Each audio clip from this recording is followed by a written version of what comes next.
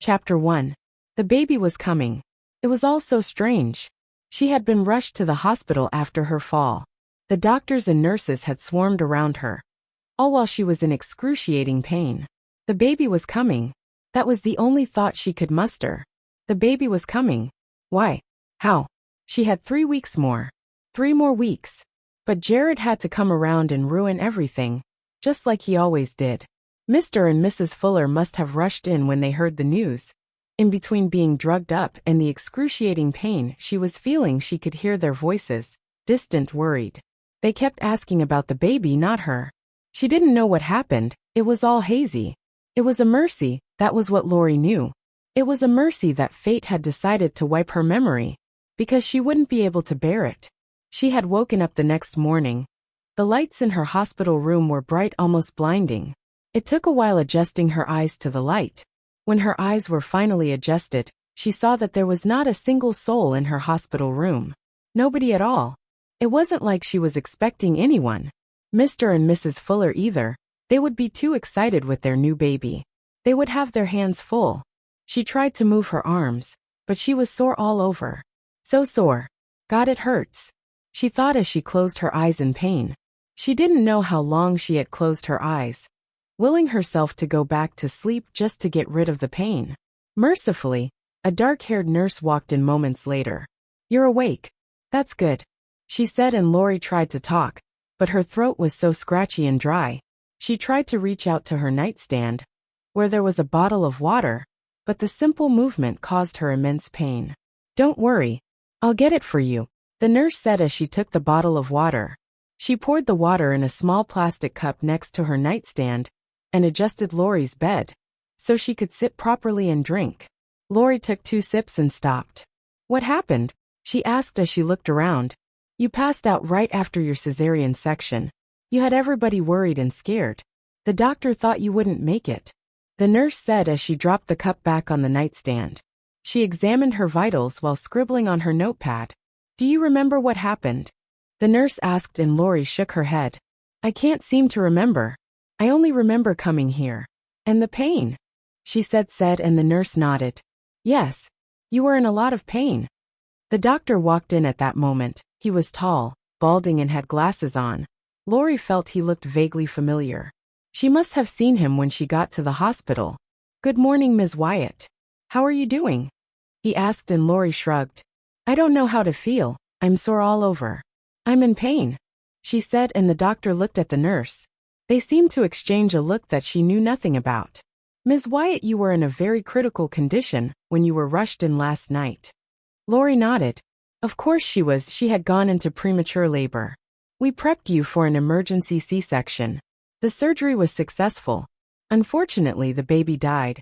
By our reports, it was distressed and also had a breathing anomaly." Lori was deathly quiet.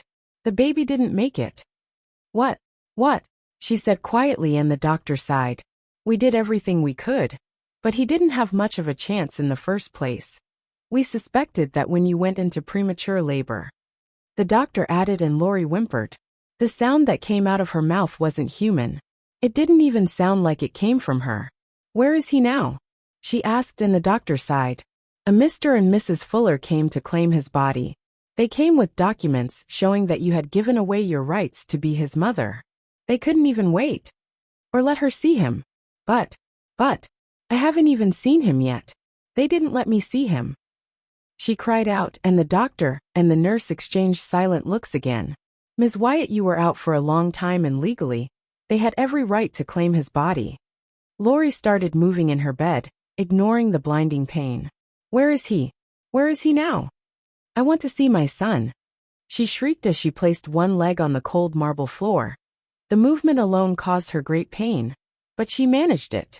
The nurse rushed to her side, her strong arms subduing her and trying to drag her back to the bed. "You can't move now, Ms. Wyatt. You're not strong enough yet." She came close to Lori, and Lori slapped her hand away with all her strength. The doctor gave the nurse one look. "Sedate her.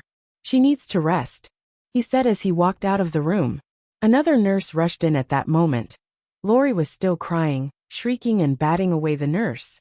The other nurse rushed in and pinned her down. Less than a minute, She felt drowsy and everything went blank. Gabriel Kane paced the corridors of the hospital ward. He was nervous, a little scared and a bit angry. Susie was crazy. Very crazy. She didn't tell him she was going to labor. She wasn't due for another few days. He thought she was in the clear.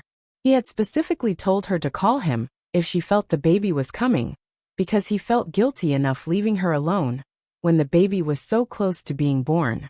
Unfortunately, she had chose not to listen to him. He was in New York when Grace's call came in. He had rushed down from New York back home. He got there as fast as he could. He got there in time. The baby was on the way, but had not arrived yet. He was worried. His pack was equally worried, to be honest. Even though he and Susie were a little more than strangers, he still cared for her, in his own way. Gabriel had met Susie at the annual Alphas convention that held in Canada. She was part of a different pack, a lesser pack, but she had been making googly eyes at him all through the night of the dinner party. He didn't know her. He didn't know much about her, only that she was a werewolf, albeit a werewolf of lower ranking. He had planned to be on his best behavior, so he ignored all her advances. But she caught up with him later at a bar he went to after the party was over, and they both drank a lot and ended up in an hotel room. He had woken up the next day, naked and already regretting his actions. He left the hotel room before she woke up, dropping off some cash for her on the nightstand so she could get herself home. He didn't even leave a number for her to call. 3 months later, Gabriel was back from a run when his beta gave him his phone claiming he had an urgent call from a strange woman named Susie.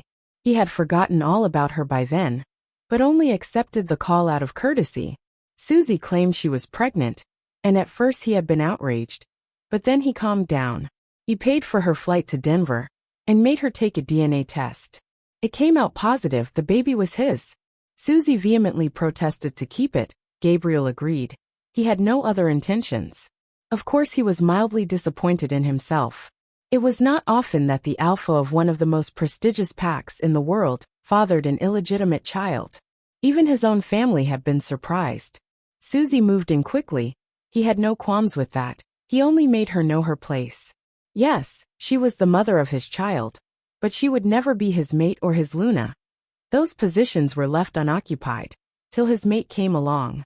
Susie tended to ignore that and tried to boss his betas around. Still, he tolerated her excesses because she was the mother of his child.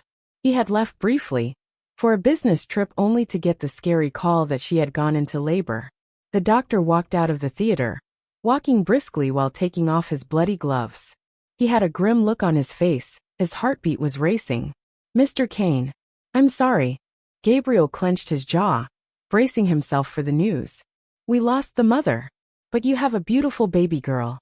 Though he felt guilty of it, a little bit of his tension slipped away after hearing the last part. "Ms. Garcia went into cardiac arrest right after the delivery. We had no idea of her medical history. If we had known, we might have saved her." Gabriel nodded, still at a loss for words. "Can I see my daughter now, please?" he asked, and the doctor nodded. Soon after, the nurse came out wheeling the baby out of the theater, and Gabriel approached her to look. She was crying, screaming bloody murder, and Gabriel's heart broke at the sound. At the shrill voice. His daughter was going to grow up without a mother. She was going to grow up without Susie. Somewhere in his heart, Gabriel felt like he had already failed her. Chapter 2. Despite being heavily sedated, Lori woke up not well rested, and her whole body hurt. Like hell. She had nightmares too. A baby crying. A wrapped baby in a crib crying and crying. And whenever she tried to reach the baby, it felt like the baby strayed farther away from her. The next morning, she didn't feel better, just equally worse. No visitors still. Just a phone call and a text message from her co-worker Bertie, who was asking her when she would get back to work. She had not given her proper notice to why she had missed work. She would text her boss later to inform him. Ugh. She felt sick inside. Truly sick. Worse still, she had a new problem, her boobs. They were huge and rock hard. She touched them and winced. The pain she was feeling was unimaginable. The nurse walked in with her breakfast tray. Weird, she couldn't remember eating the night before. Had she gone to bed hungry? How long was she sedated? "Good morning, Lori. How do you feel?" Lori shrugged. "I feel even worse. My boobs ache so bad." she said as she reached for her tray. She was very hungry. There was chocolate pudding, green beans, and scrambled eggs. Oh, it happens. Sorry about that, but they're going to be very sore for a few days. What? Why? She asked, and the nurse sighed. Well, your body has already prepared itself for a baby, so you're lactating. But I don't have a baby. I lost mine, Lori said bitterly as she stabbed her plastic fork on the green beans, attacking it with ferocity. Yes, I know you did. And it's a horrible thing, really. Her voice was sympathetic, but Lori was sure the woman would never be able to understand the magnitude of pain she was going through. I can offer you a better solution to your aching boobs if you want, the nurse said as she looked at her hopefully. What is that? There is a baby on this floor. She was born the exact same time your baby was born. Sadly, her mother didn't make it. She cried all through the night. We fed her formula, but she's not taking it very well. If you donate your milk, it could help her. Lori sat there for a while. She remembered the cries in her dream. Had she dreamt about a baby crying? Or was there a baby truly crying? Yes, Lori said without hesitation, and the nurse widened her eyes. Yes, are you sure? Lori nodded. I am sure, she said, and the nurse smiled. Thank you.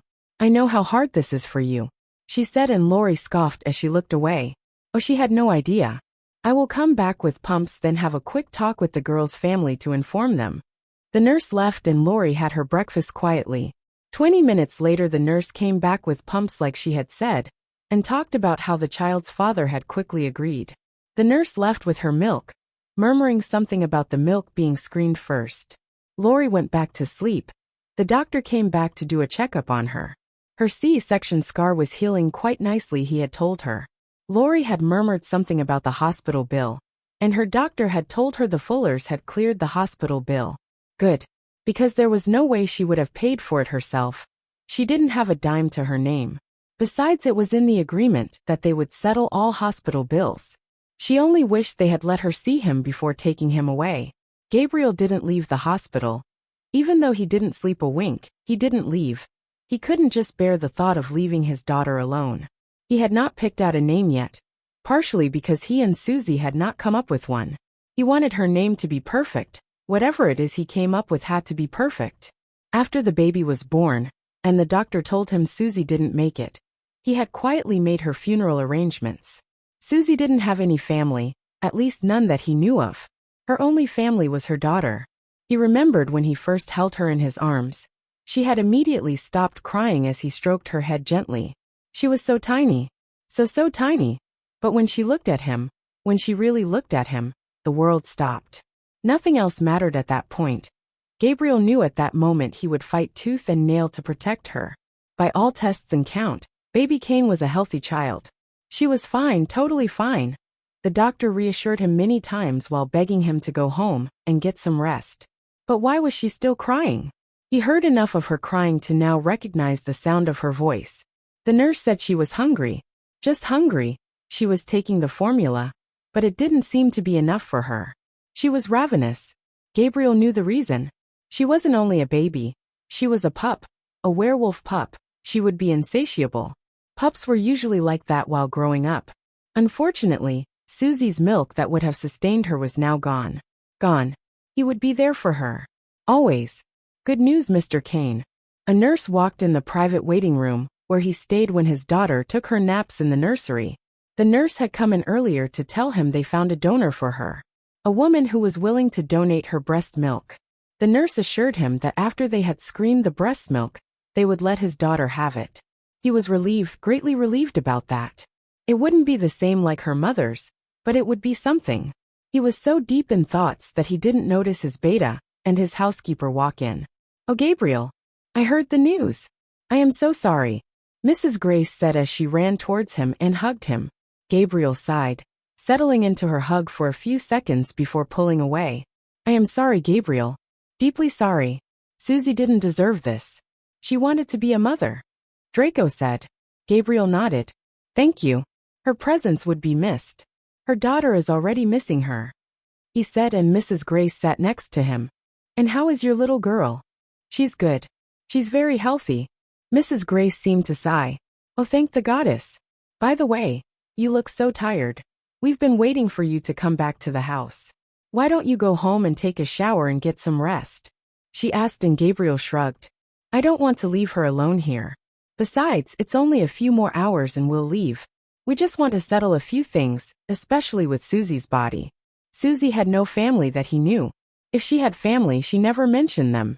He had no choice but to take charge of her funeral and bury her in his family crypt. She deserved that honor. I know, but you need some rest. And the full moon is in a few hours. Grace can stay and watch the baby. Gabriel sighed. How could he forget? It was a full moon. All the heightened emotions and stress he was going through was going to make the full moon a lot more worse.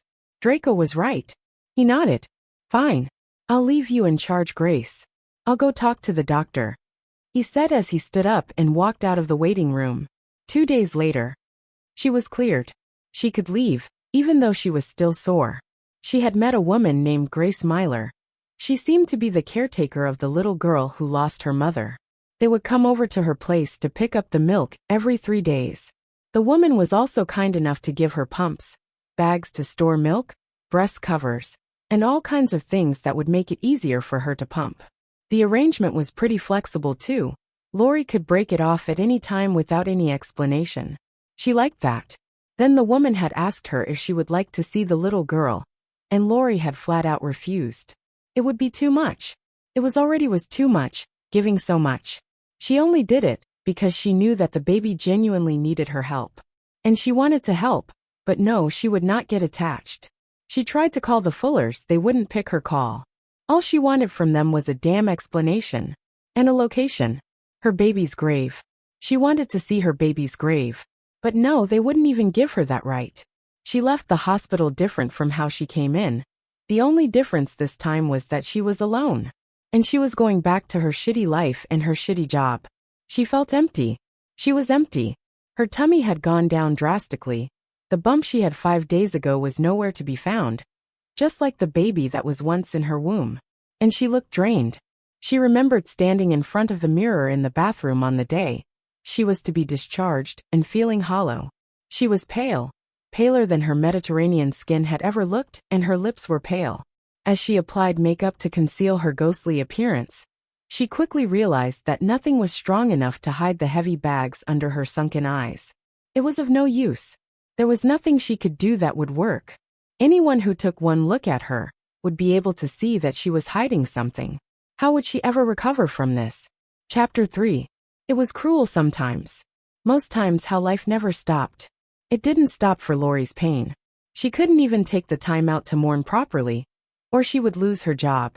So barely 2 days at home, Lori was back at the diner working her shift as usual. Almost as if nothing had happened. Almost as if she didn't just lose a baby last week.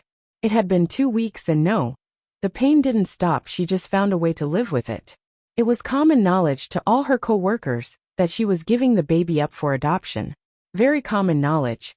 So when Bertie had found her crying mid-shift in the bathroom, her question had been, "But you never wanted the baby in the first place.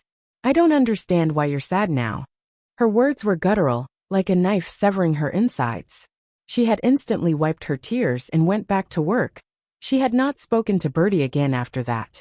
The only part of her day that seemed to give her a brief moment of joy was when Mrs. Grace came to pick up the milk for the baby. Lori managed to pump in the mornings and after work. Then she would bag, date, and freeze the milk. They had agreed on every 3 days. But for some reason Lori couldn't stop producing more milk, so Mrs. Grace sometimes had to come the next day. She wondered if she was making it worse by donating the milk. Mrs. Grace was very kind. Sometimes when she came over to pick up the milk, she'd bring Lori food to eat. Home-cooked meals. Once she brought her lasagna, and the other day it was a key lime pie. She also never seemed to tire about giving Lori progress about the baby despite the fact that Lori feigned disinterest whenever she talked about the baby. They had finally gotten around to naming her. Her name was Amelia. Amelia Kane. They sometimes called her Emmy for short. Jared had also not come around. Perhaps he was still feeling guilty about everything. After all, if he hadn't pushed her she wouldn't have gone into premature labor. A part of her was glad that he had stayed away. Although, knowing him he would never stay away for too long. She prayed and hoped that he was away for good now. She needed stability in her life. Stability and normalcy. Jared was a chapter she desperately needed to close. She had been trying to close that chapter for months. "Lori, table 3 needs a refill." Bertie called out and Lori nodded her head as she walked over to the table with a jug of coffee in her hand. "Hey, I've seen you here before. Didn't you used to be pregnant?" he asked and Lori nodded. "Yes, I was." The man's eyes raked all over her in a look she knew all too well. "Wow, you look great. I mean, for someone who just had a baby, you look smoking hot," he commented and Lori forced a smile. Unsolicited comments and terrible compliments. It was just the kind of stuff she usually dealt with at the diner. "Thanks," she murmured as she left his table. Hot. She didn't feel hot. Nothing about her felt hot. She was hurt. Hurt and broken. And she feared that she might never recover from the pain that she was feeling, the brutal gnawing in her chest. She was still deep in her feeling, and didn't notice when a man walked into the diner. She was focused on wiping a table that had a kid had made a mess on. "Ms. Wyatt? Are you Ms. Wyatt?" a deep voice asked. Lori didn't even turn. "Yes," she answered. After she was done, she turned and found a tall man right in front of her. She took a small step back. He was tall. Something about his presence was towering, domineering, very tall, probably 6'2". He was wearing a charcoal black suit, tailored and cut to suit every inch of his body. He had short dark hair. His face was clean shaven, except for the tiny mustache he kept. He had deeply unsettling blue eyes that looked too blue to be natural. A jaw that could cut through ice and cheekbones so beautiful they made his face look like he was molded by some perfect god. She swallowed hard and looked away, catching herself staring. He had that effect on people, and he was probably happy that he did. "Can we sit and talk somewhere?" he asked and Lori glanced at Bertie who was watching her like a hawk. "Right now? I'm on my shift." "Who are you?" she asked. "I'm Gabriel Kane, the father of the little baby. You have been donating your milk to these past 2 weeks. "Oh, I'm not due to meet Grace till later today." Lori mused and the man nodded. "I know. I just wanted to talk to you." Bertie was already approaching them now. Lori glanced at her and scowled. "Okay, I finish in 10 minutes. Can it be after my shift? I'm already on probation, and I don't want to annoy my boss any further," she said and he nodded. "Okay, I will wait for you in that black car outside," he said as he pointed to the sleek black car that was outside. Without one more word, he walked out of the diner. After her shift, Lori went into the locker room and changed. Good thing she had at least worn something decent. Her faded red dress and old Doc Martens boots were at least still presentable. As she walked out of the diner, Mr. Gabriel Kane was already out of his car and moving to the other side to open the door for her. A gentleman? While surprising, Lori couldn't think of the time a man opened the door for her. As she stepped into the luxury car, she could immediately smell his cologne. She had caught a whiff of it in the diner, but here it was all she could smell in the car. Incredibly sexy, musky and confident. She smoothed her hand over the leather of the car seat.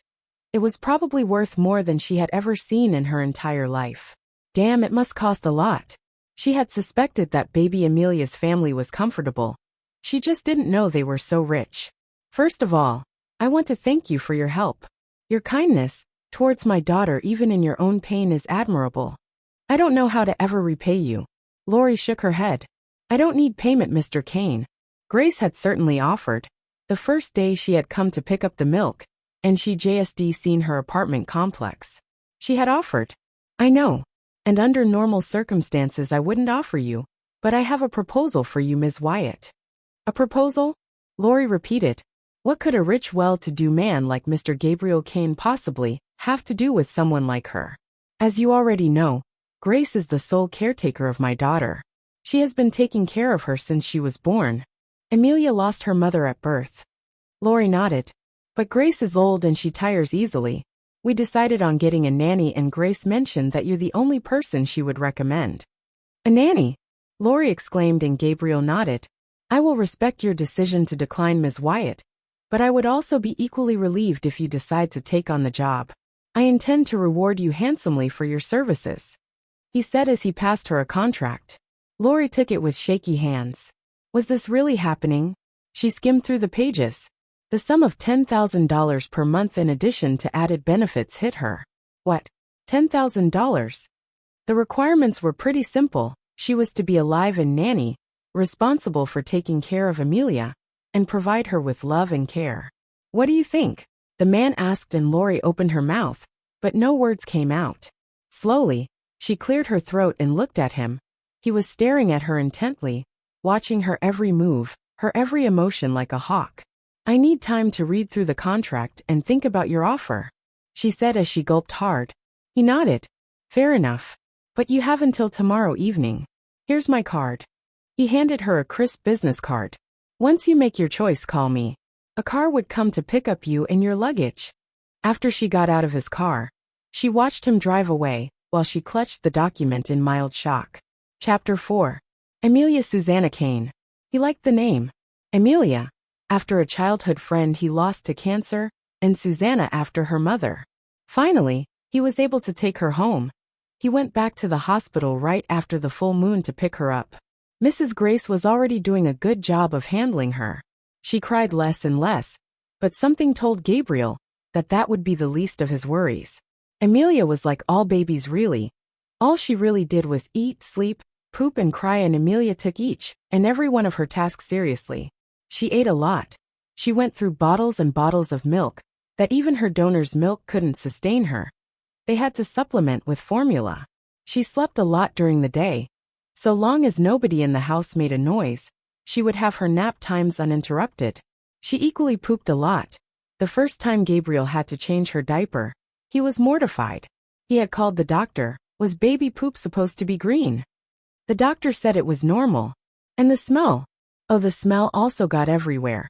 Her smelly diapers were a menace enough for his delicate werewolf smell. He could sniff them from half a mile away, and could also tell without checking her diaper when she needed a diaper change. Amelia had a weird concept of time. She slept during the day and terrorized them in the night. In fact, her first 2 nights in the house, he didn't get any sleep. No matter how or what he tried, he just couldn't get her to sleep through the night. And he tried as much as possible not to bother Grace during the night. She already had enough on her plate during the day. Besides, Grace wasn't even alive in staff. In fact, that was one of the things that made him start to consider the prospects of a nanny. That and the fact that Grace was too old to be taking care of a newborn. Grace had recommended Ms. Wyatt, claiming the young woman could benefit from the arrangement. Besides, she was already donating her milk to her. Gabriel was skeptical, but he had chose to respect Grace's wishes and extend an offer. Loretta Wyatt. The woman was an enigma. There was nothing much he could find on her online, not even a social media account. He ran her information through the city's database, and her information came out, and a grainy picture of her on her driver's license. She was 22, young, very young. She had very dark hair and large hazel eyes. She was beautiful, but there was also something dark and mysterious about her. As far as he could see from her information, she had no criminal records. But Gabriel couldn't shake the feeling that that was not all about her. Besides, she had been pregnant. Even though she had lost the baby, she must have family or a partner somewhere. He had his lawyer prepare a contract, one that he was sure anyone would swiftly accept. And after the contract was done, he drove over to Jay's diner, where she worked, to present it to her. Even from inside his car, parked in the parking lot, he could see her working. She had a small, trim figure. He couldn't believe she was the same woman who had given birth 2 weeks ago. She walked gracefully, elegantly. Her face gave no emotions. She was smart and quick on her feet, but there was a faraway look in her eyes. The look of someone that had given up. He was curious about her. Very curious. Slowly, he walked out of his car and walked towards the diner where she was. As he got closer to her, he caught a whiff of her scent. That was interesting. He could smell herbs, with a tinge of blood and a slight lavender scent. He looked at her again. She didn't appear to be bleeding anywhere, except she was on her period. Being a werewolf could be tasking sometimes. It meant that he could smell everything. He could smell sickness in someone's body. He could smell blood. He could smell someone's emotions, like a taste on his tongue. It was much easier for him to detect if the person was a werewolf. A bit harder to detect for a human, but not entirely impossible, especially for him since he was an alpha. His smell. Just like the other heightened senses he had was a gift and a curse. "Ms. Wyatt, are you Ms. Wyatt?" he asked as he stood behind her while she wiped a messy table. Grace called her Lori. He decided to use that instead of her full name. "Yes," she said without even looking back. "Can we sit and talk somewhere?" She finally turned to look at him, and Gabriel felt like he had been punched in the stomach. Just then he felt a line, like an invisible force had bonded him to the woman in front of him. He swallowed uncomfortably as he watched the woman in front of him. Mate. She was his mate. He looked at her again.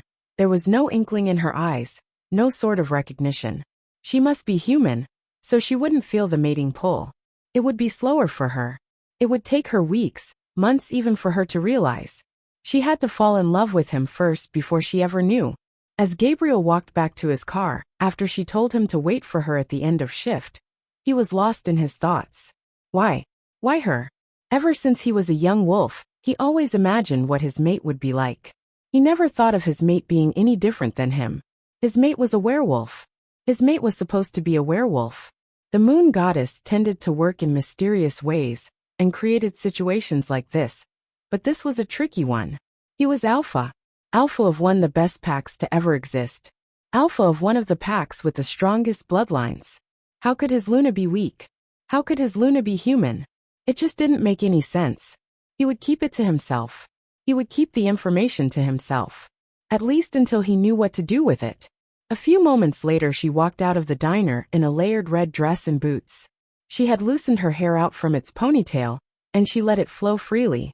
Without the uniform she looked much better, prettier even. He came out of his car and went to open the door for her. He could see the surprise on her face, but she didn't say a word. He caught a whiff of her again. The lavender scent seemed stronger now, overpowering. It must be a perfume she donned on. This was going to be hard. Very hard. If she was to be Amelia's nanny, then he had to stay further away from her. The stronger the mating bond became, the harder it would be for him to deny the feelings he would have for her.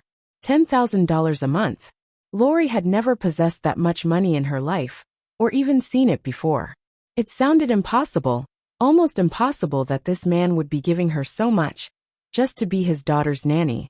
He could have refused Grace and picked anyone else who would be more professional than her. Anyone better. But he was willing to choose her. Perhaps if they knew more about her history, they wouldn't be so willing. Perhaps if they knew what she had done they wouldn't even offer. She dropped off the contract on her coffee table, and picked up her house phone, and called the Fullers again. It went to voicemail like it always did. They were not picking her calls. Loisite. Perhaps it was finally time to confront them. She had never been to their house before, but she had the address. She had written it down one time after spying it in a document. The Fullers had been very formal with her, so they had never extended an invitation for her to come over. Perhaps now was the right time. She thought as she walked into her small room, and picked out a faded black jeans and large gray t-shirt. She swiped her boots for flats and washed her face before leaving. The Fullers' residence was about 20 minutes away from her place. In a totally different part of the city. She could remember the very first day she had met Mrs. and Fuller. It was the day she had found out she was pregnant. She went to the hospital thinking she had a stomach bug, because she couldn't keep any food in, and the doctor has said she was 3 months pregnant. She had irregular periods, so when she kept seeing blood throughout the 3 months, she thought she wasn't pregnant. Her first thought was abortion. She wanted one right away. But she was too far along and the thought of it alone scared her. The nurse had walked into her room and gave her a pamphlet on adoption. Lori had accepted it and walked out of the hospital room. On her way out she had bumped into a thin, slender woman. The woman helped her pick up her pamphlet, then she introduced herself. She offered Lori a ride home. Lori at that moment couldn't figure out why she was being so nice to her. The woman had stopped by a fast food restaurant and asked her if she wanted anything to eat. Lori was reluctant to impose, but she was hungry, so she had accepted. While they ate and Fuller had asked her if she was pregnant, and if she was considering adoption. Lori nodded. Then and Fuller had then recounted the story of her life. How she and her husband have been trying to have a baby for 10 years. She stated directly that she would like to adopt Lori's baby. Lori was confused, it all happened so fast. At first she was skeptical. Then she had done her research, and found out just how many kids in her city alone were waiting for adoption. Lori herself had been in the system, so she knew how it was, she knew how it could be. Then Mrs. Fuller grew more persistent. She would bring Lori food, call her every day to check on her, offered to drive her to her doctor's appointment, and after 3 weeks Lori caved. They were nice people, nice good people. Her baby would be in safe hands. In less than a week a contract was drafted. Lori signed it, relinquishing her rights as a mother immediately the baby was born. The Fullers had stated she would have no contact with the baby, and even if she did, she would not reveal that she was his birth mother. Lori agreed. She agreed to everything. It was for the best, she told herself. He was in better hands. Except when the inevitable happened. The taxi stopped in front of the Fullers' residence. A nice white house with a picket fence. The kind of house you dreamed of having a family in. The lawn was perfectly manicured, and the lights were on. The Fullers were home. Chapter 5. She rang the doorbell twice before someone came to the door. Mrs. Fuller opened the door. She was wearing a large gray cardigan and sweatpants. "What do you want?" she said harshly as she tried to close the door. "Please wait. Just hear me out," Lori begged. I need to see him. I woke up and they said you had taken him." "See him?" Mrs. Fuller scoffed, readying her robe with anger. "You are not his mother. You relinquished your rights to him, remember?" Lori nodded. I know I did that. But please, can you just let me know where he's buried? I just want to say goodbye." "Goodbye?" Mr. Fuller appeared from behind. There was a scowl on his face. He must have been listening in on their conversation. "You don't even deserve that. You don't deserve anything. You put his life in jeopardy." "Tom," Mrs. Fuller murmured, but he ignored his wife. "You're the fucking reason he's dead," Mr. Fuller shouted. Lori swallowed hard. She wiped away the tears on her face. "Please. I'm begging you. You don't deserve anything from us. After all we've done for you. This is the end. If you come here again I'll have you arrested for trespassing," Mr. Fuller said as he slammed the door shut. Lori stood outside, waiting, hoping they would come back. They didn't. Slowly she left their front porch, walking slowly towards the street. She would try again. She wouldn't give up. As many times as it took her to. Lori had gone to bed angry and sad. She dreamt again of a crying baby. A baby in a crib that she tried to reach and couldn't reach. She woke up in a fright, sweaty and panting all over. After that it was hard to fall asleep. She pumped some milk, and lay on her bed awake, with her eyes wide open. She went to work as usual, forgetting the contract on her coffee table. Work went by in a drawl. Barely anything memorable happened. When she got back from work and saw the contract on the coffee table she sighed and picked it up. She looked at the contract again, this time, taking time out to read it word for word, and looked at the business card that it came with. Gabriel Kane, CEO Kane Incorporated. Lori opened up her laptop and decided to look him up, while putting a pot on the stove for some ramen. She didn't remember eating anything all afternoon. Only some eggs for breakfast and coffee at the diner. Gabriel Kane, his name, image and several article links popped up. He was 28 years old. CEO of Kane Inc., a multi-billionaire conglomerate. He came from a large distinguished family. Unfortunately his parents were no more. But his grandfather, who was around 97 years, was still alive. He had no siblings, he was an only child, but he had a lot of cousins, so it seemed. He had business everywhere in America and Europe. He had taken over the company at the early age of 20. He didn't finish school until 3 years later. There was no news about his daughter. He must have kept her away from the media then. His pictures popped up. He was often seen with prominent rich people. And there were claims he was part of the rumored cult group The Lords. The Lords was a cult. An elite group made up of only prominent figures all around the world. Though its members didn't affirm or deny the fact that it was a cult, it was said that they held meetings at different secret locations all around the world. No one knew what they did, or why they were formed, but they seemed to be a very powerful group. Conspiracy theories had speculated that they were Satanist or part of the infamous Illuminati, but Lori didn't care much for those. Whatever they were and whatever people thought of them, they were a revered cult. Even though Gabriel Kane's life was in the public eye, there was very little about his personal life online. He seemed to seclude himself, living in private and secret locations that were deep in the woods and out of reach to normal people. That was the only aspect of him that seemed strange to Lori. Lori picked up her phone and dialed the number in the business card. She was taking the job. He picked up after the first ring. "Ms. Wyatt," he said, and Lori's eyes widened. How do you know that it's me?" she asked, and he seemed to chuckle. "I have been expecting your call," he said. "So what's it going to be, Ms. Wyatt? Are you taking my offer?" Lori took a deep breath and sighed. "Yes, I am," she answered. "Excellent. You resume right away.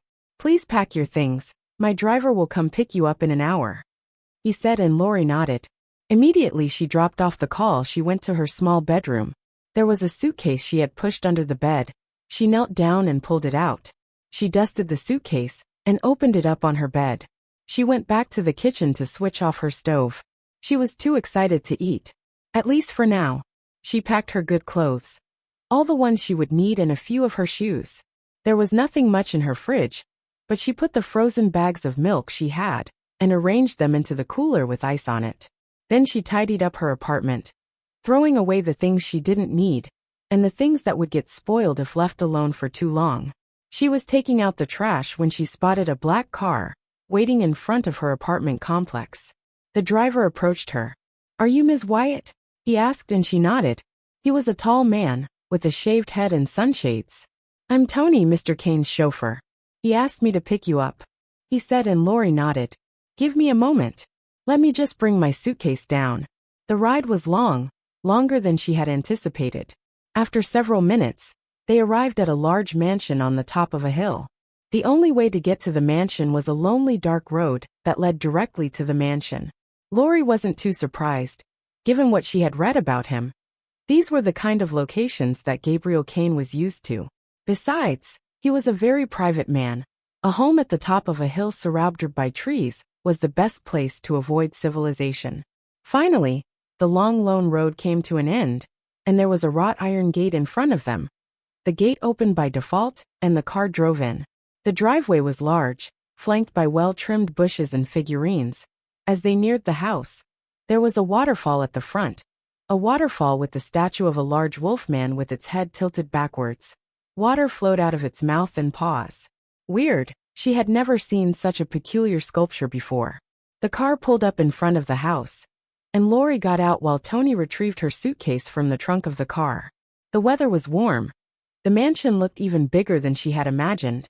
To her left there was another house, notably smaller, perhaps a guest house, and to her right there was a large sprawling lawn with a small garden. Tony took her suitcase right up the front porch, and the door opened automatically, as if someone had been waiting for them. Apparently someone was. A tall dark man in an impeccable suit. "Hello, Ms. Wyatt. My name is Gregory. I am the butler," he said. "Welcome to the Kane household. I hope the ride here wasn't too uncomfortable."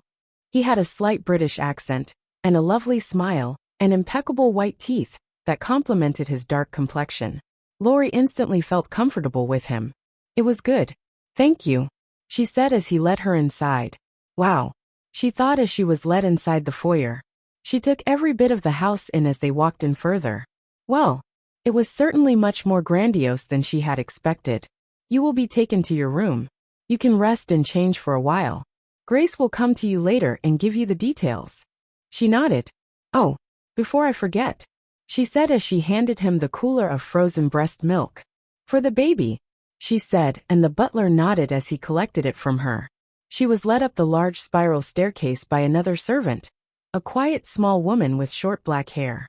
Despite all the servants' protest, Lori did not let her help with her suitcase, claiming UT would be very heavy for her. And it was. It was equally very heavy. They got to the room at the end of the hall, and the woman opened it with a spare key. Inside the room, she opened up the windows and patted the bed. "This is your room, ma'am," she said, and Lori nodded. "Thank you," she said as she looked around. The room was perfect. Not too small and not too big either. There were 2 windows that showed her the view of the back of the mansion.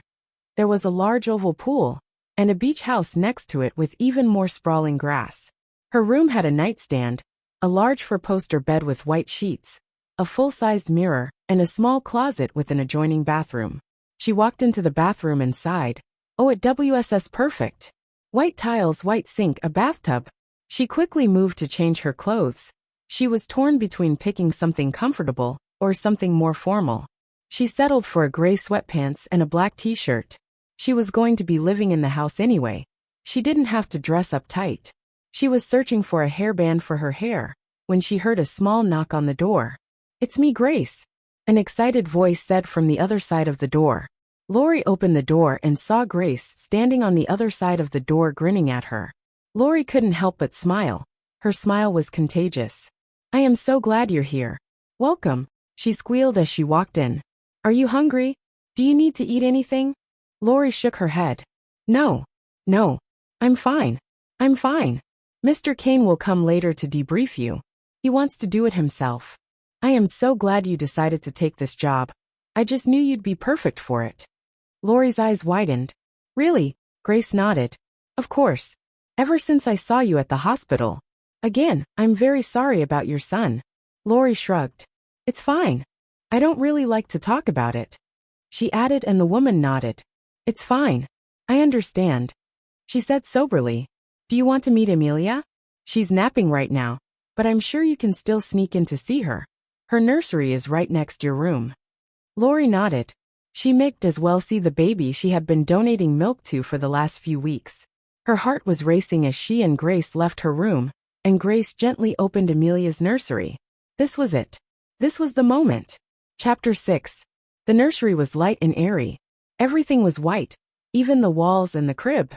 It was the prettiest nursery that Lori had ever seen. It had white walls with a painting of a rainbow on one of the walls. The floor was covered in a thick white rug. There was a large mahogany wardrobe which Lori presumed served as the closet. There was a changing table next to the door, and a drawer next to a large cream couch. A rocking chair was next to the window, and the baby's crib was in the middle of the room, where Amelia slept peacefully. Her crib was white, all white, save for the yellow blanket that was hanging at the edge of it. Lori took a peek. The baby was fast asleep. Her heart tugged as soon as she saw her, and she felt the overwhelming need to hold her. She never had the chance to hold her son, but this baby she could hold. Amelia looked so peaceful in her sleep. Her long dark lashes rested on her chubby cheeks, and she pouted when she slept. It was a beautiful sight, and Lori felt her eyes blurry with tears. A few moments later Grace led her out of the room. "I know she looks peaceful now, but wait till she wakes up in the night. She has quite the voice," Grace said as soon as they reached the hallway, and they were out of earshot. "You must be hungry. I will get you something to eat," Grace said, and Lori nodded. They were almost at the staircase when Lori stopped abruptly. What was that? She asked herself as she touched her breasts. The front of her shirt was mildly wet, specifically where her nipples were placed. Grace turned to wonder why she stopped. She looked at her shirt and smiled. That has never happened before," Lori said as she covered the front of her shirt, her cheeks red with embarrassment. Grace shrugged. "It's the hormones, I guess. They can really get to you. I guess seeing the baby caused it." Lori nodded. "Yes, hormones. That seemed to be the only logical explanation for it. I'll go change," she said, and she turned back and walked away. Back inside her room, she found the breast pads that Grace had gifted to her a long time ago. They were in the bottom of the bag full of pumping supplies she had gotten her. She had never had to use them before, but now she did. She sighed as she put on a new bra, and then a new blouse. If this happened every time she saw the baby, then it was going to take some time getting used to it. Back downstairs, she found her way to the kitchen where Grace was waiting for her with a plate in hand. "So what would you like to eat?" "I made mashed potatoes. I have a chicken that's cooling off on the rack and some green beans." Lori shrugged. "That all sounds very good. I won't mind some." Grace nodded as she went to check on her chicken on the other side of the kitchen. "So Grace, any tips for me? Since you used to take care of Amelia?" Lori asked, and Grace chuckled. "Oh, I have plenty," she said as she picked up a knife and started carving the chicken. "Amelia is like pretty much any baby. She does every baby thing possible. She sleeps, she eats, she poops, she cries. She doesn't sleep through the night. It's hard, but she doesn't. We've tried everything," Grace commented. "She's a pretty happy baby, but sometimes she can cry for hours without wanting anything, like at night. But most times when she cries she needs something. She loves being outside.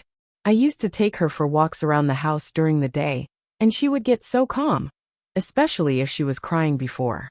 Lori nodded, taking mental notes. Overall, I think you'd do great. I am available to show you how and what to do though. Oh, thank you, Grace. Lori said as she placed a plate of herb-roasted chicken, gravy, green beans and mashed potatoes in front of her. Wow, Lori thought.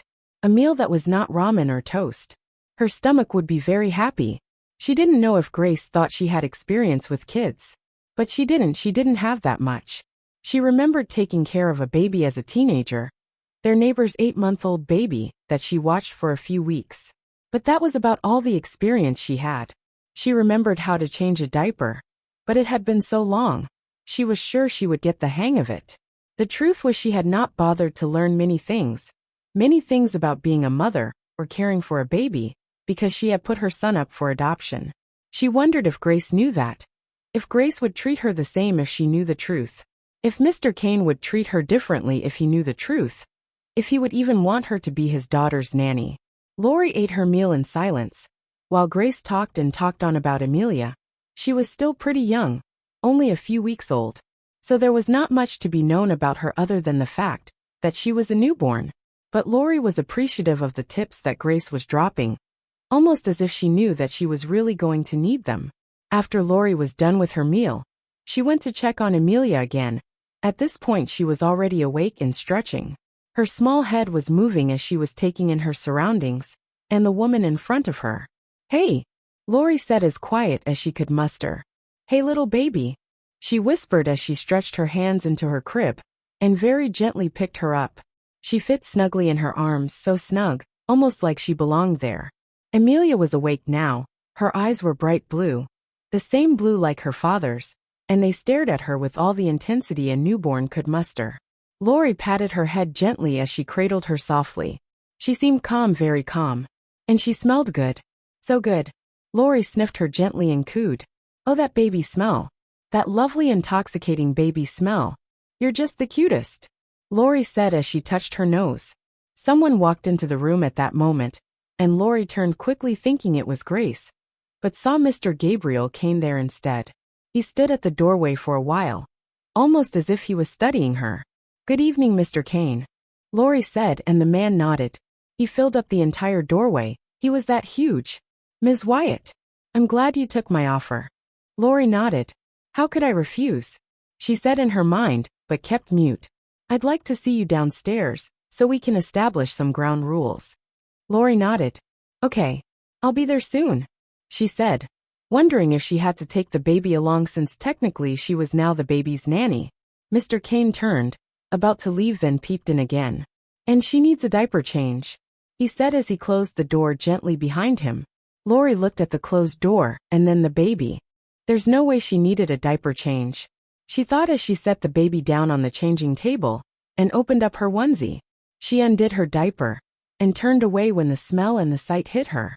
Okay, he was definitely right. How did she miss that? She asked herself as she picked up a clean diaper that was already on the changing table. Piece of cake. This should be a piece of cake. It wasn't a piece of cake, but she managed to get through it. Remove diaper, use baby wipes, baby powder and fresh new diaper. That was what she did. After a while, she went back downstairs with the baby, and found Mr. Kane waiting for her in the living room. He was seated on the sofa still in his work clothes, his phone in his hand. Grace walked in at that moment, rushing towards Lori. "Oh honey, support her head. You always want to support her head," Grace said as she took the baby from Lori, and placed her in the bassinet in the living room. Lori turned to Mr. Kane, her cheeks tinged with color. "Please sit down, Lori," he said, and Lori noticed this was the first time he was using her first name. "Did you sign the contract I gave you?" he asked, and she nodded. "Yes, I did. I left it upstairs." She had forgotten all about the contract. It was still in her suitcase. "Should I go get it?" she asked, and Mr. Kane shook his head. "Oh no. No need. You can always get that later. Like I said, I'd like to lay ground rules." Lori nodded. "Throughout your contract, you will function as a live-in nanny. You are entitled to at least 10 days off for a paid leave in a month of your choosing." "I'm sure that's included in the contract. I'm just mentioning it again." Lori nodded. That was true. It was mentioned in the contract. She doubted she would be taking the leave though. There was nothing else left for her. She had no family, no friends to spend her days off with. You are not allowed to take Emilia out of the house without my permission. Lori nodded. Then a question came to mind. What if she's sick? She asked and he shrugged. You call and tell me first. Then I give you the permission to leave. Lori nodded. No visitors allowed. You're not allowed to bring in your friends, family or any lovers you have over. It is prohibited. Lori nodded again. No problem with that. She murmured. Gabriel heard what she said, but decided to make no comment. There are certain rooms in this house that are prohibited. Please, don't attempt to open any doors to any room that is locked. Strange. What did that mean? She asked herself, but didn't say anything out loud. Also, don't go into the woods. My staff has reported the presence of wild animals in there. Lori nodded. There was little to no problem following that rule. She wasn't going to go there, at least, not with her new busy schedule. Is there anything else, Mr. Kane? She asked and he shrugged. I don't think there is. If you need anything and I am not around, Grace would provide it for you. After that, he stood up and walked out of the living room, leaving Lori, Grace and the baby. Chapter 7. Gabriel could smell her even before he saw her. He knew what room she was in before Grace told him. A part of him was very relieved that she had decided to take the job. Not for anything else really, but the fact that he believed she was most suitable to the job. He had told no one yet that she was his mate, not even his closest advisors. He could imagine the hysteria that would come with making a public announcement, especially with the fact that she wasn't human. How would the elders of his pack approach that? What would the other rivals think of when they heard that he had a weak mate? A human mate? No, it was best to keep Lori away from that. That was until he figured out what to do with her. He had seen her and given her the ground rules. All the while noticing that something about her scent had changed. He couldn't place what exactly it was, but the scent was there. She looked more relaxed now, although he could still see the shadows behind her eyes. How could he not? She just lost her son.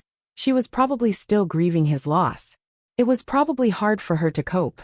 Gabriel was in his room undressing when his phone had rang. It was his second-in-command, Draco. Draco had the habit of calling at weird times, with the worst news too, of course. Gabriel sighed as he dropped his shirt and picked up the phone. What? Where are you? Draco demanded without any prior greeting. That's no way to talk to your Alpha, Draco. Gabriel growled lowly. I'm sorry. I apologize, Alpha. But peace talks with the Scepter Kuan pack went haywire and Alpha Sabine had one of her men attack one of our own. Apparently she was angry that you sent a delegate instead of you coming over. Gabriel hissed. That menace. That completely crazy woman. He thought as he shook his head. We need your order. Do you want us to attack? I can have our wolves do serious damage to her new establishment. Maybe that will teach her some lessons. Gabriel sighed. He was not in the mood for conflict and Sabine. Well, every werewolf in the Americas knew Sabine Reinhardt was always looking for a fight. He'd be stupid to give one to her. Stand down. We'll make a formal report to the Werewolf Council. Let them handle it. Draco groaned, obviously displeased with his Alpha's orders. Do you understand me, Draco? Stand down. He ordered again and Draco sniffed. Yes, Alpha. I will see you tomorrow morning at the house. Gabriel shook his head. He couldn't let Draco meet Lori, not yet.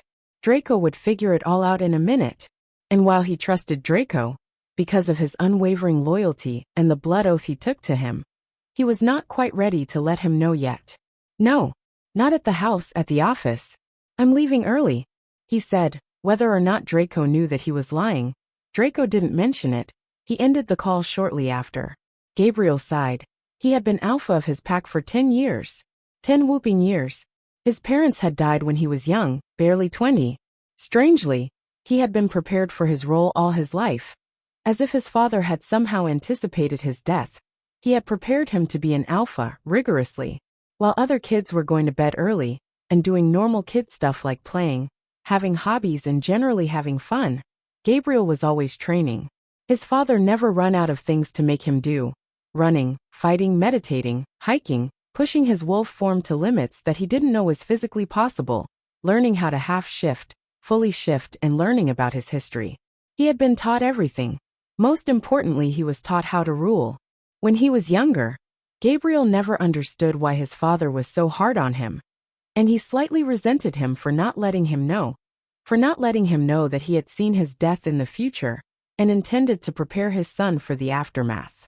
His parents died and Gabriel had to rise up to the occasion. He didn't become an alpha without opposition though. For the better part of 2 years Gabriel fought each and every one of the opposition. Distant cousins who thought they had a better claim to being alpha of the pack, his father's beta, other alphas who believed he was weak and elder werewolves, and the council who thought they could use him as a puppet. They all failed, horribly, and they knew never to rise up against him ever again. He walked towards his door, contemplating his next move, whether or not he would like to see Amelia before bed. He always did, he always put her to bed every night. But now, that would mean that he would see Lori, who from his hearing was rocking Amelia to sleep. He waited for a long time after she had left the nursery and slightly opened the door.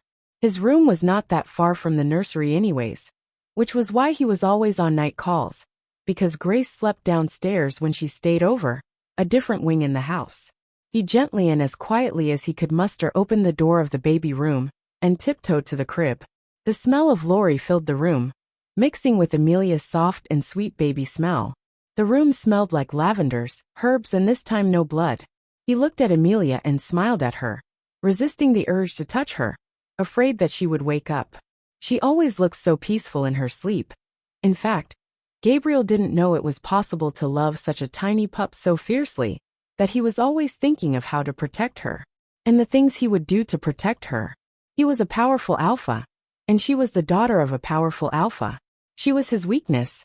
The gods save whoever decided to use her against him, because he would obliterate them. Lori was left alone with the baby. It gave her an opportunity to learn more about Amelia.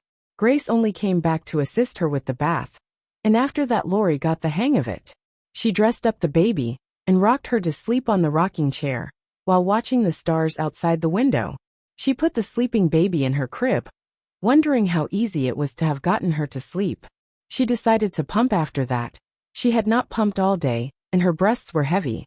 Luckily, she had transferred the pump and bags to the baby room, last minute on Grace's request. She sat down at the rocking chair for a while she pumped.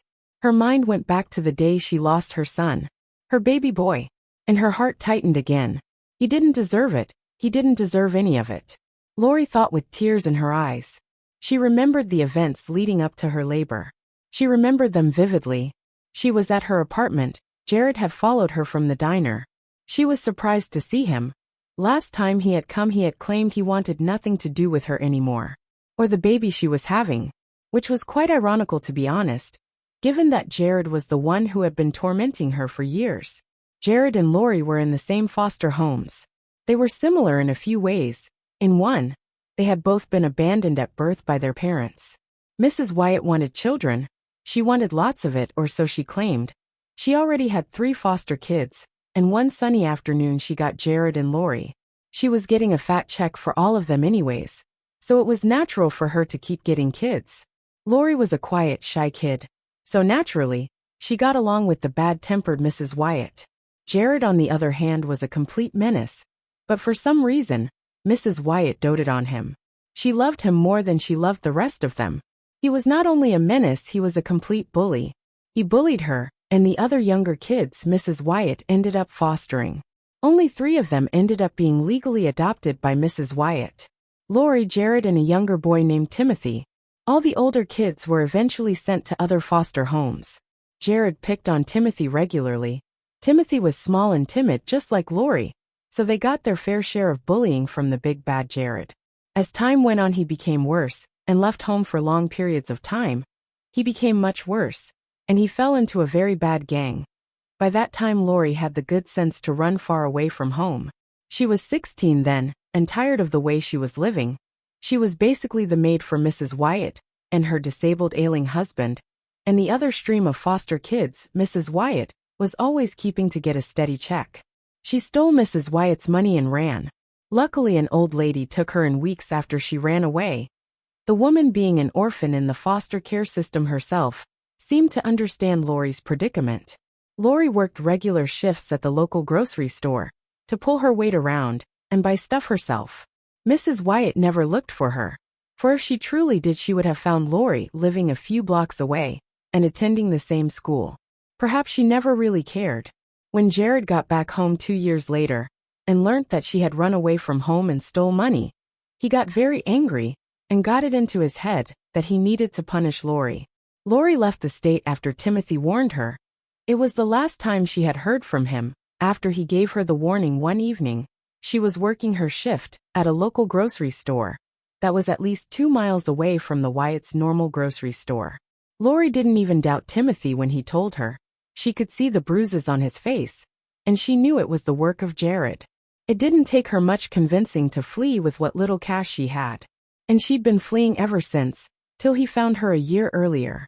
She had made her new life for herself in Oklahoma, and she had even enrolled into a local community college. Jared found her and brought her the worst devil she had ever met. Asher,